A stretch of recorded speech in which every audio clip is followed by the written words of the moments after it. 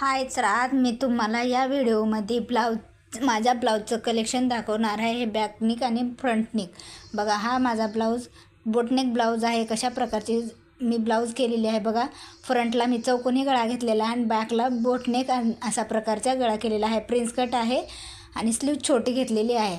आता 2 नंबरचा आहे तो आहे माझा अशा प्रकारचा ब्लाऊज आहे. हँगिंग लेस लावलेली आहे, त्याला पॅच करून काटाचा पॅच करून लावलेला आहे आणि ट्रेंडिंग स्लीव्ज अशी बनवलेली आहे. आणि याचा फ्रंटला असा पंचकोनी गळा आहे आणि हा आहे शोल्डर टू अपेक्सपासून प्रिन्स कट आहे. हा ब्लाऊज एकदम छान बसतो घातल्यानंतर. आणि थर्ड आहे तो अशा प्रकारे मटका गळा, त्याला ग्रिल करून लावलेली आहे. फोर्थ आहे चौकोनी गळा. बघा, याला किती छान अशी डिझाईन केलेली आहे.